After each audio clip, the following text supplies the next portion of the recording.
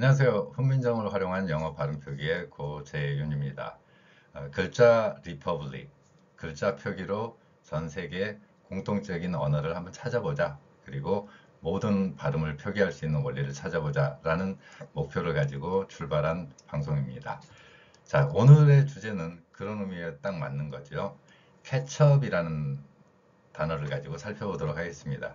이 음식의 브랜드가 어떻게 우리나라까지 오게 됐고 또 이 언어의 정확한 어원은 어디일까 하는 것을 살펴보도록 하겠습니다. 자, 이 케첩은 먼저 여러분들은 어떻게 발음하시나요? 일상생활에서는 케첩입니까? 케찹입니까? 여기에 대한 대답도 여러분들이 한번 함께 고민해 보도록 하겠습니다. 이 케첩을 서양 사람들의 기준으로는 동양 언어에서 특히 중국어라고 생각을 합니다. 중국어에서 출발한 단어가 케첩이고 중국 음식이었다라고 생각을 합니다. 과연 그럴까요? 서양인들에게 있어서 동양은 어떤 개념이냐? 지금부터 150여 년 전만 하더라도 동양 하면은 중국밖에는 기억을 못하는 사람들이 많이 있습니다. 그래서 정말 중국이 아닐 수도 있는데 우리는 중국에서 출발했다라는 인식을 많이 하게 되겠죠. 그 중에 하나가 바로 이 케첩이 아닐까 이런 생각을 합니다. 서양 음식은 아니었죠. 그러면 동양에서 출발했습니다. 그런데 대표적인 상태가 저는 중국어라고 해서 이게 중국하고는 연관이 없어 보이는 음식인데 라는 생각을 하고서 말레이 인도네시아어를 살펴봤습니다. 오늘날의 말레이 인도네시아어는 좀 살펴보면은 내용이 이렇습니다. 지금 말레이 인도네시아어라고 지칭되는 것은 그 넓은 나라, 엄청나게 넓은 나라죠. 섬도 많고 그 나라들을 언어 하나로 통일할 수 있다는 거 쉽지 않은 일입니다. 그럼에도 불구하고 이 통일을 이뤄냈습니다. 서로 다른 언어를 섬나라 이런 나라들이 서로 다른 언어를 사용했겠죠. 그래서 말레이 반도하고 인도네시아 쪽에서 공통으로 공용어처럼 사용하게 된 게 오늘날의 바하사 인도네시아입니다. 이 바하사 인도네시아라는 개념이 바로 공용어의 개념입니다. 공통의 분모를 추출해서 국가의 표준 언어로 삼은 거죠. 이전에 문자 표기도 달랐습니다. 그래서 고유의 인도네시아어, 말레이시아 표기가 있음에도 불구하고 말레이 인도네시아어는 철자법 개정을 통해서 오늘날의 알파벳을 사용하는 과정을 거치게 됩니다. 원래의 문자를 버리고 새로운 문자 표기로 하게 되었죠. 자, 이 바하사 인도네시아어를 바하사 인도네시아어라고 합니다. 그럼 이 바하사 인도네시아는 어떤 개념이냐면은 일종의 피진어라고 할 수 있죠. 언어학을 공부하시는 분들은 접해봤을 내용이죠.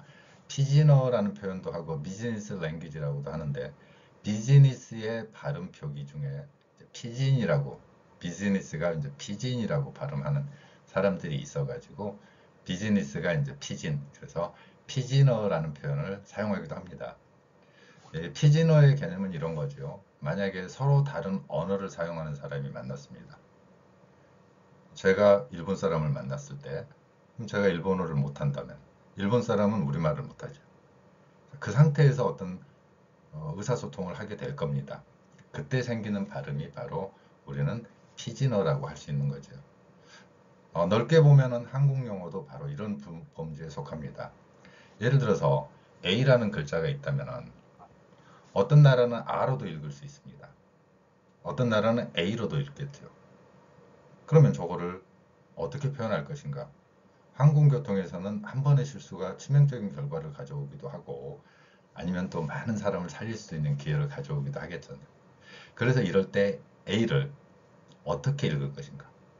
그러면 뭐 알파로 하자 그러면은 알파 이렇게 발음을 하자면은 전 세계 항공 용어로는 통일이 되겠죠. 만약에 R이다 그러면 로미오라고 하자. 그러면 R 발음을 하는 것보다는 로미오라고 하면은 어, 이 R 구역이구나. 그러니까 R로 읽지 말고 로미오라고 읽자. 이렇게 되는 거죠. 이런 식의 표현을 하게 되는 겁니다. 그래서 우리가 이제 케첩이라는 발음, 제가 케첩이라고 했죠. 그리고 케찹이라는 발음과 케첩이라는 발음, 여기에서 이제 차이점을 보일 수가 있습니다. 그러면 중국어에서는 이 케첩과 관련되는 발음이 없습니다. 그나마 지역적으로 보면 중국의 남부, 중국 남부 쪽에서 어민들이 좀 비슷한 발음을 할 수는 있을 거라고 봐요. 근데 그 지역이 중국이냐 하는 거는 좀 다른 문제라고 봐요. 중국 지역은 아닙니다. 그 섬나라들에 보면은 기록상으로 보더라도 당시에 우리나라에서 먹던 젓갈 비슷한 겁니다. 젓갈 하니까 여러분 연상이 되지요? 물고기를 어떻게 하는 거죠? 오랫동안 발효를 시키는 겁니다. 저는 젓갈을 잘 비려서 못 먹어요. 생각보다 생긴 거는 이런데 입맛이 평생을 애들하고만 지내서 그런지 딱 학생들 수준의 입맛에 지금도 돼 있습니다. 그래서 뭐 좀 징그럽거나 그러면 지금도 못 먹어요. 생긴 거 좀 다르다는 이야기 많이 하는데 어쨌건 그러면 그 지역에서 나오는 발음 중에서 이 발음을 만약에 여러분 들었다면 어떻게 되겠어요? 거찹, 거찹. 예. 이 발음으로 불리는 인도네시아어가 있습니다. 그래서 이게 뭐냐면 제가 처음에 이야기 드린 젓갈과 물고기 이 두 가지가 합친 인도네시아어가 있습니다. 그게 뭐냐면 거찹 이깐이에요. 잠깐 인도네시아어를 살펴보면은 인도네시아어는요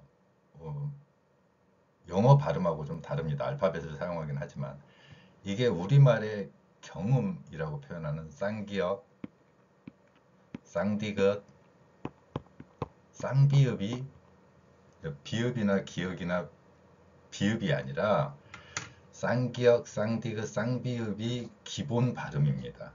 그래서 커, 찹 이런 게 아니라 끄찹, 끄찹 그 다음에 이칸이 아니라 이깐 이렇게 발음이 됩니다. 우리 일상 용어에서는 인도네시아어 중에서 제 얼굴 보면 생각나는 어떤 단어가 있을 수 있는데 오랑후딴이라는 게 있습니다. 오랑은 사람을 뜻해요. 만약에 한국 사람 그러면 오랑꼬레야 이렇게 됩니다. 인도네시아 발음이 그렇다는 얘기예요. 제가 그리고 이제 후딴이라고 합니다. 후딴은 숲. 근데 숲에 사는데 사람이랑 좀 비슷하다. 그래서 오랑후딴이라는 발음을 하는 거죠. 인도네시아의 특성 중에서는 이렇게 우리말의 쌍기역, 쌍디귿, 쌍비읍이 변별음의 기능을 합니다. 소리를 구별하는 거죠.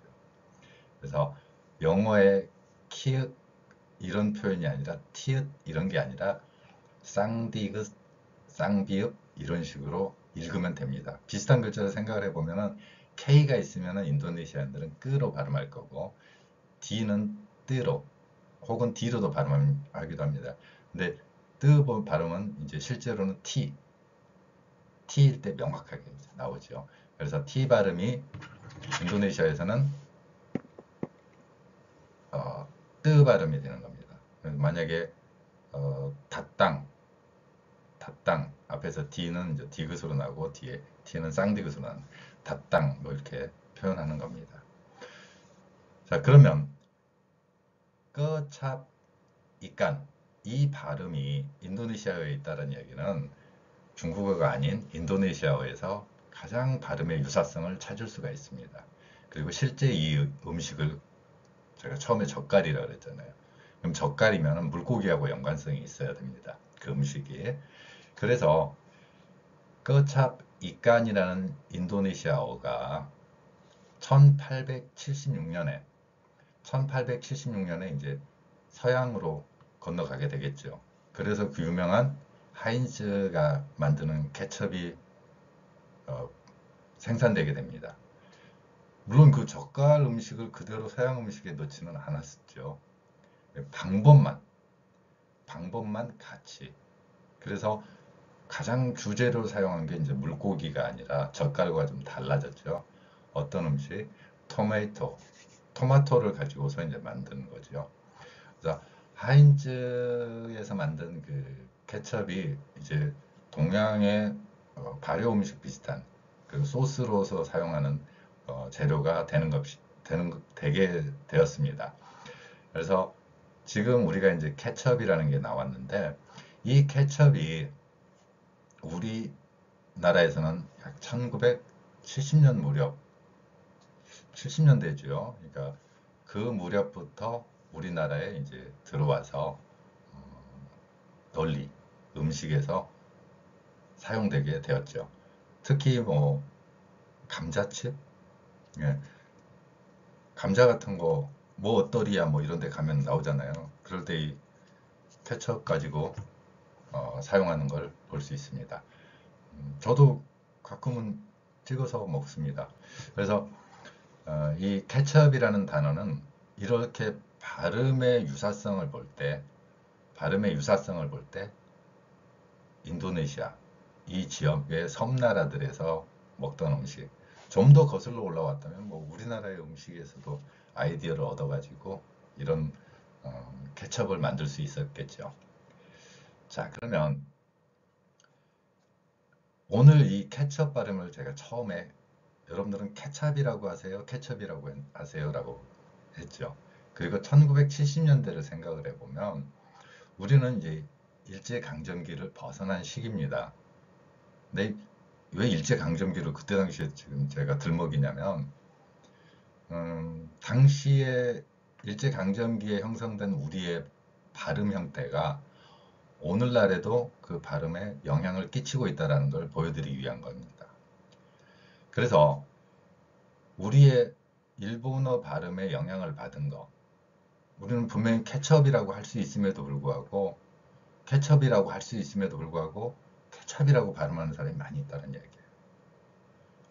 발음을 아 발음으로 표기하는 이 원리가 우리는 어라고 할 수 있음에도 아라고 발음하는 이 원리가 우리가 만든 걸까요? 일본어의 기본 모음이 5개밖에 없잖아요. 아, 에, 이, 오, 우. 그래서 일본어의 5개 모음 중에는 어가 없습니다. 그래서 어머, 너 이렇게 한다면은 일본어로 한다면 아마 나 이게 되겠죠. 다시 한번요. 어머, 너 이게 어를 못하니까 일본어라면 아마 나 이렇게 합니다. 완전 다른 소리잖아요.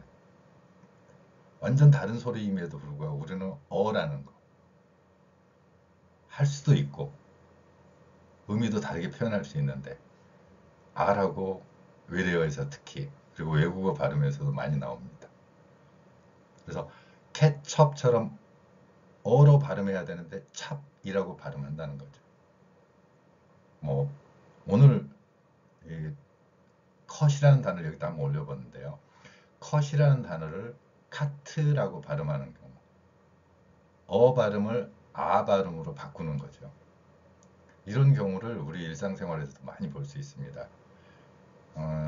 제가 이 앞에 방송 내용에서도 그 이야기를 했는데요. 이 다른 강의 내용을 보시면 그와 관련되는 내용들이 많이 있으니까 한번 찾아보시고요. 그래서 발음을 아로 합니다. 케첩이라고 하시는 것보다는 케찹이라고 더 발음하는 게 편하다고 생각을 하게 되겠죠. 이런 언어적인 형태가 굳어져 버린 상황을 많이 접할 수 있습니다. 만약에 머리를 컷 해주세요가 아니라 컷, 영화 감독들이 많이 했잖아요. 컷, 뭐 이런 거. 이게 컷 발음이 뭐 컷 이렇게 되는 것처럼 발음을 아로. 그러면 다른 방송에서도 이야기한 이런 내용들을 한번 살펴보도록 하겠습니다. 일본어 영향을 받아서 어를 아로 발음하는 거, 케첩을 케찹이라고 발음하듯이. 자, 그 중에서 대표적인 게 이제 그 아래 내용에도 있습니다. 제가 미터 발음에 대해서 메다하고 어떤 차이가 있느냐 하는 내용도 있으니까 그 방송 한번 들어보시기 바랍니다. 이 미터라는 발음을 건축업에서는 메다라고 많이 씁니다. 메다. 몇 메다짜리야 이런 거. 터 발음이 아로 바뀌는 거죠. 그 다음에 킬러가 킬라. 잘 안 쓰잖아요 라고 주장하실까 봐서 제가 특정한 상품명을 말씀드립니다. F 킬라. 그 다음에 홈 키파. 키퍼 발음 대신에 아 발음을 하는 거. 그 다음에 많이 쓰는 건 아니에요. 점퍼 발음을 잠바라고 제가 자주 듣는 말이긴 합니다. 센터 발음을 센타라고 하는 거. 그 다음에 토퍼 발음을 돋바라고 발음하는 거. 이 발음들의 공통적으로 섞여 있는 어떤 원리가 뭐냐면 어를 할 수 있음에도 아로 한다는 거예요. 그러니까 어머 너 말이야 이렇게 할 수 있는데 아마 나 말이야 이렇게 되는 거죠. 전부 어가 아로 바뀌는 거. 이 발음입니다. 또한 우리의 언어 속에서 어를 아로 발음하면서 일제강점기 때만 그랬고 지금은 안 그렇다라고 자신 있게 말할 수가 없죠. 케첩 같은 경우도 지금 1970년대 나오는 표기에서는 그대로 쓰이고 있고 지금 저기 상품명에서 나오는 이름들도 그대로 사용하고 있는 것을 볼 수 있습니다. 이렇게 언어라는 게 한번 정해진 룰이 생기면 그 룰이 굉장히 오랫동안 지속되고 또 그게 각인된 상태에서는 바꾸는 게 어렵다는 겁니다. 물론 저도 마찬가지고요. 제게 굳어있는 언어 습관이 때로는 정말로 그래서는 안 되겠지만 일본인들의 원리 그걸 수용하는 경우도 있을 것입니다. 일상생활에서 사용할 때 그게 만약에 저는 그렇습니다. 그 일본어 방식이 좋다 그러고 그게 뛰어나고 그 다음에 합리적이고 우리가 언어 생활하는데 훨씬 더 유용하다 그러면 저는 뭐 일본인들이 만들었건 어쨌건 할 수 있다고 생각을 하지만 우리는 주체적으로 어 발음을 할 수 있음에도 아 발음을 하고 있고 이런 것들이 외국어 학습이라든가 아니면 외국인들과의 만남에 있어서 부정적인 영향을 끼친다면 벗어나야 되지 않나 하는 개인적인 생각을 해봅니다. 자, 오늘은 케첩이라는 발음을 가지고 이 어원의 정확한 출발점을 중국이 아니라 말레이, 인도네시아어일 수도 있고 현재 우리말의 어를 아로 발음하는 상태를 살펴보았습니다. 감사합니다.